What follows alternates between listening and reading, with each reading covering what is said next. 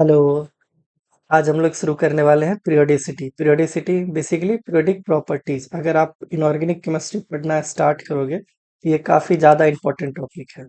इससे हमें ये पता चलता है पीरियोडिक टेबल में कब कौन सा एलिमेंट कैसे बिहेव करता है, और वो इनऑर्गेनिक केमिस्ट्री के लिए जानना बहुत ज़रूरी है। इसके बिना अगर आप इनऑर्गेनिक केमिस्ट्री पढ़ने जाओगे तो आपको दिक्कतें आएंगी। ठीक है, इसलिए ये चैप्टर बहुत ज़्यादा इंपॉर्टेंट है। इसमें हम सारा कॉन्सेप्ट समझेंगे, उस कॉन्सेप्ट के बेस पे कुछ कुछ इंपॉर्टेंट क्वेश्चन भी करेंगे। सपोज कोई कॉन्सेप्ट आपको डिफिकल्ट लगे तो उसको हम क्वेश्चन के थ्रू भी समझाएंगे। ठीक है, तो स्टार्ट करते हैं इसका फर्स्ट लेक्चर। देखो, पीरियडिसिटी मतलब पीरियडिक प्रॉपर्टीज। पीरियडिक प्रॉपर्टीज से पहले हमको पीरियडिक टेबल के बारे में जानना पड़ेगा। पीरियडिक टेबल है क्या? ठीक है, सबसे पहले तो उसका कुछ इन्फॉर्मेशन। पीरियडिक टेबल को हम लोग पीटी से लिखते हैं, थोड़ा टाइम सेव होगा। ठीक है, तो पहले थोड़ा सा इन्फॉर्मेशन ले लेते हैं इसका। देखो, अभी जो हम लोग पीरियडिक टेबल पढ़ते हैं वो कौन सा है? मॉडर्न पीरियडिक टेबल है। ठीक है, तो मॉडर्न के आने से पहले क्लासिकल कौन कौन सा पीरियडिक टेबल था वो भी देखेंगे हम लोग। अगर आपको समझ में आ जाए हर एक वे में जो कब कौन सा एलिमेंट कैसे हुआ, कब कौन सा पीरियडिक टेबल बना, मॉडर्न पीरियडिक टेबल कब बना, तो इससे आपको एटॉम एलिमेंट इसके बारे में बहुत कुछ जानकारी मिल जाएगी। ये ऐसे क्यों हुआ था, पहले ये क्यों हुआ, पहले ये क्यों नहीं हुआ, वो सारा कुछ।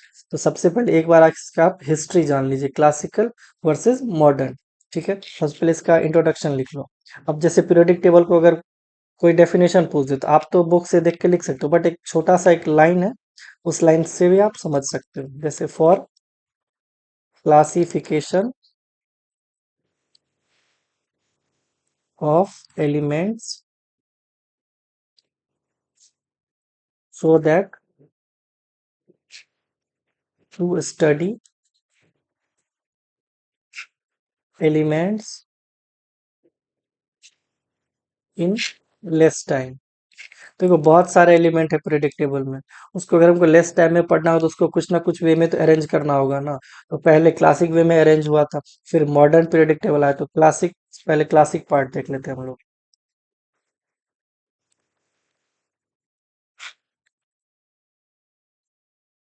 पहले क्लासिक देखते हैं।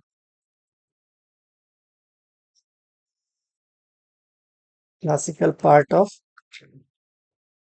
प्रेडिक्टेबल। देखो, क्लासिकल पार्ट ऑफ प्रेडिक्टेबल में सबसे पहले जो था ये था डोवर्नियर का ट्राइड रूल। ठीक है,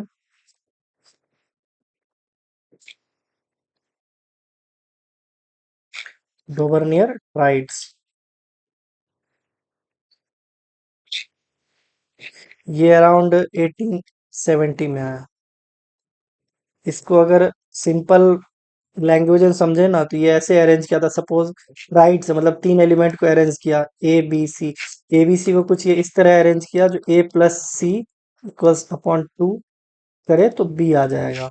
ठीक है, देखो क्लासिक पार्ट में क्या हुआ था, पीरियोडिक टेबल में जितने भी साइंटिस्ट थे सबने एटॉमिक वेट को कंसीडर किया, एटॉमिक वेट के थ्रू अपना प्रेडिक्टेबल बनाया। तो ये ए बी सी, जैसे atomic weight of A, atomic weight of B, atomic weight of C, atomic weight of A plus atomic weight of C upon two करते थे, atomic weight of B आ जाता था।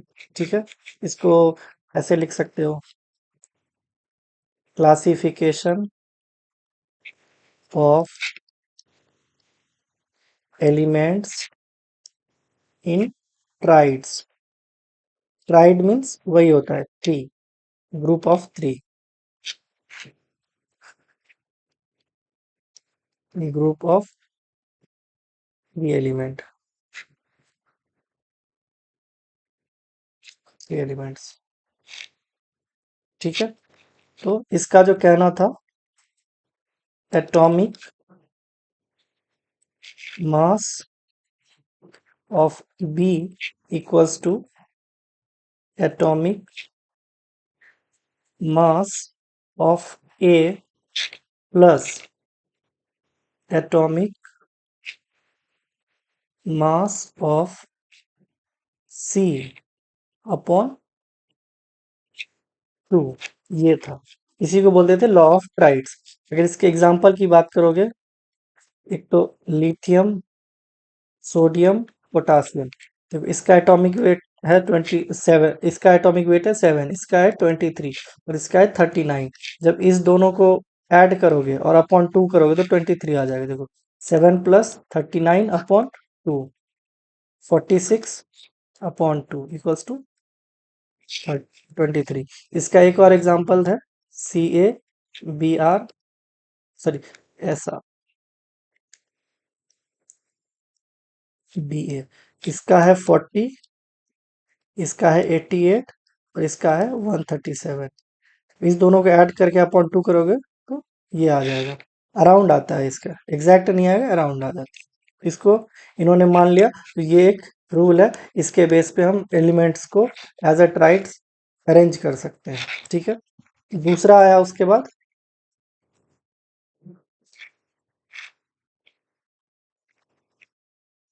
दूसरा आया Newland.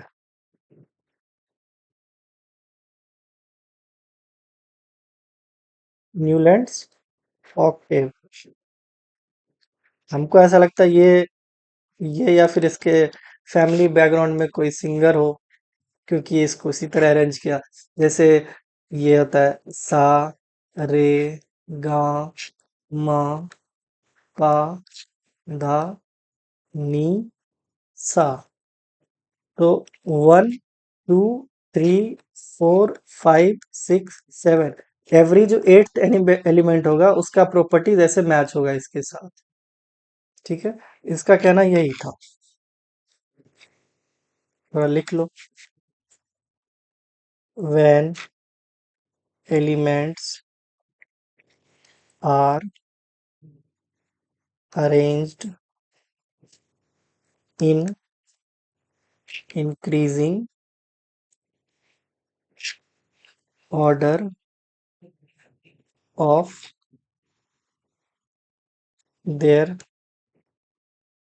atomic weight, then every eighth element has similar property similar properties to the first element। यही था इसके अकॉर्डिंग। अब इस पे इसका एग्जांपल देख लो, जैसे सा, रे, गा, मा, पा, धा, नी, सा। ठीक है, lithium, beryllium, boron, carbon, nitrogen, oxygen, fluorine, sodium.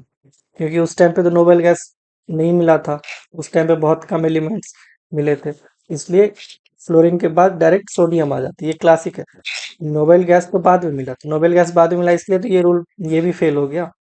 ठीक है, अब देखो इस रिप्रेजेंटेशन को ही हम लोग पीरियोडिसिटी बोलते हैं। तो एक प्रॉपर अरेंज वे में लिखा गया है, तो लिख सकते हो इसको, this representation of elements of similar properties is called periodicity। ठीक है,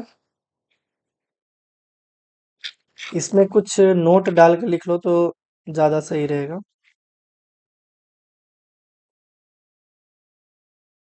ये जो भी मैं पढ़ा रहा हूँ इसका अगर आपको स्लाइड्स चाहिए तो आप टेलीग्राम चैनल ज्वाइन कर लो, ये सारा को मिल जाएगा, ये स्लाइड्स मिल जाएगा। और फिर मेरा हैंड रिटन नोट्स भी चाहिए तो वो भी आप कमेंट में बता देना, तो वो भी दे देंगे।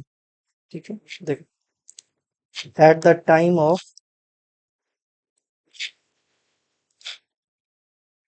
गोवेर्नियर्स एंड न्यूलैंड, पहला पॉइंट देख लीजिए, very low, very few elements were known। दूसरा point, noble gases were also unknown.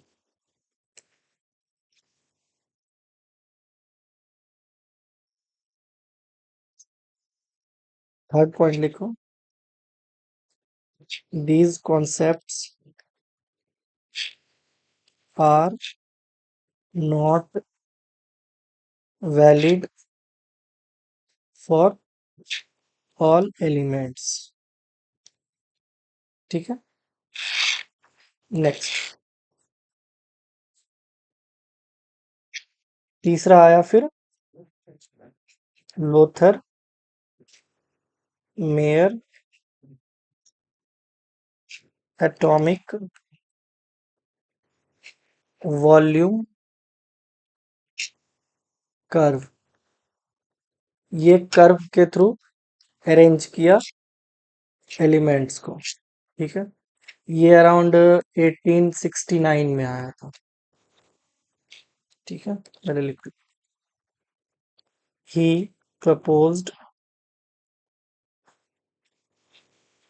या फिर ऐसे लिख, ही प्रिपेयर्ड कर्व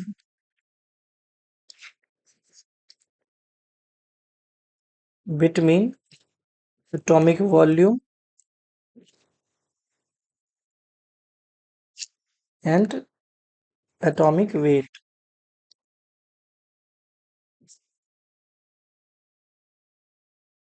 ठीक है, ये एक, ये वाई एक्सिस बनाया, ये एक्स एक्सिस, एक्स एक्सिस पे इन्होंने atomic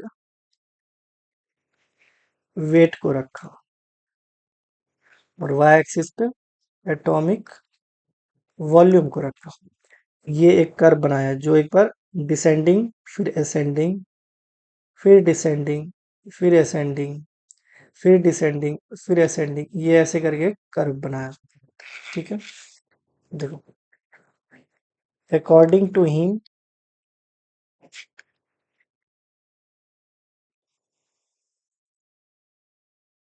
atomic weight is a fundamental property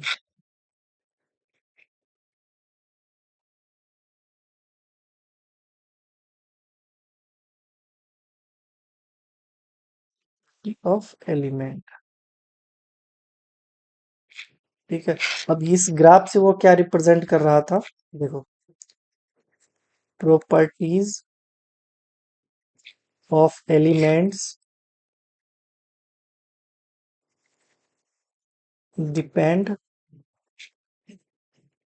upon atomic weight. ये तो यही है इसका मतलब। ठीक है, अब देखो, अब जैसे ये क्या किया, इसको एक पार्ट बनाया, यहाँ पे एक एलिमेंट को रखा, एक टाइप के एलिमेंट को। ठीक है, इसको इन्होंने बोला अल्कली मेटल। ठीक है, यहाँ पे at the top of curves alkali metals को रखा। ठीक है,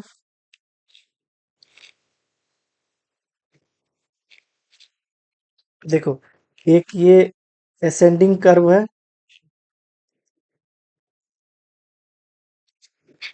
तो एट द असेंडिंग कर्व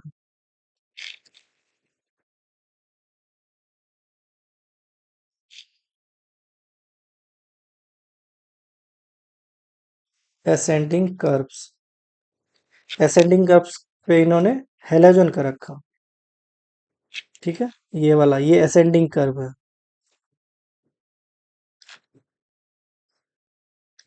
और descending curve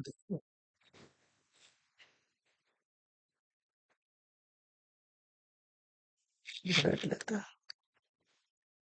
at the, red नहीं लेना चाहिए, सॉरी,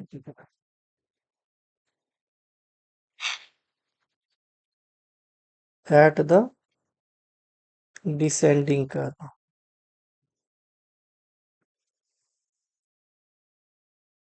डिसेंडिंग कर्व पे इन्होंने अल्कली अर्थ मेटल को रखा।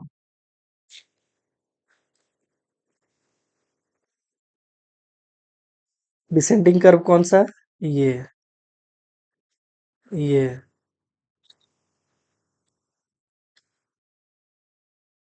ठीक है। ये डिसेंडिंग कर्व हो गया। इस पे alkali earth metal, ascending curve पे हेलोजन, एंड टॉप पे इन्होंने अल्कली मेटल को रखा। लोथर मेयर के अकॉर्डिंग ये था।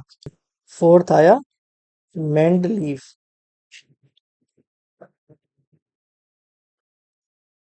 पीरियोडिक टेबल, ये भी वही सेम एटॉमिक वेट को ही फंक्शन माना। अब periodic properties are property of elements. Elements are function of atomic weight। ये थोड़ा सा इम्प्रूव क्या किया इन्होंने, एक वर्टिकल कॉलम बनाया।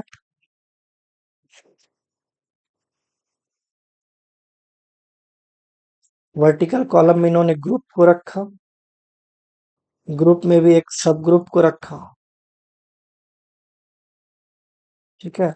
अब इन्होंने क्या किया, वो 1 से लेके 7 तक एक ग्रुप को रखा, और 7 से लेके 8 तक। 1 से लेके 7 तक जो ग्रुप को रखा, इसमें 2 सब ग्रुप था।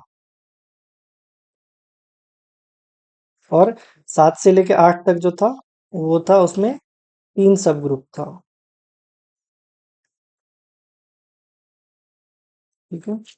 और एक हॉरिजॉन्टल रो, एक सेकंड, हाँ, एक हॉरिजॉन्टल रो बनाया।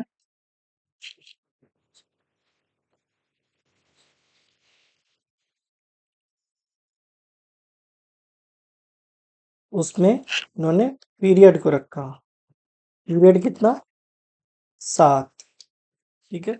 इसके बाद आया मोजले का एक्सपेरिमेंट।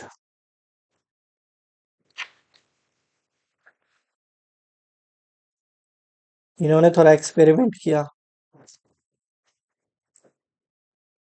मोजले एक्सपेरिमेंट, एक्सपेरिमेंट किससे किया? तो एक्सरे से किया।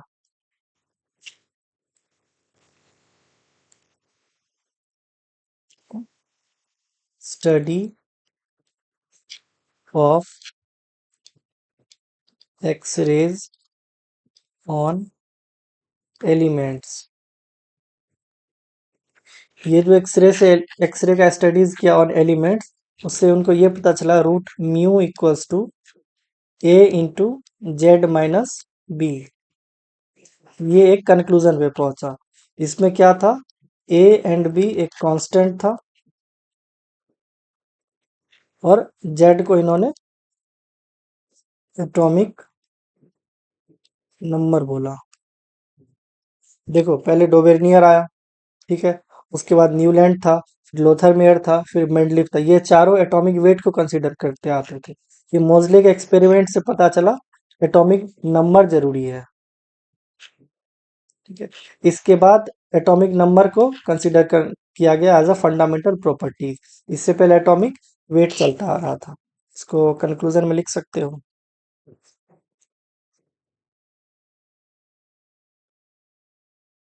ठीक है। एटॉमिक नंबर, मतलब जेड से डिनोट करते हैं लोग, is actually fundamental properties of elements,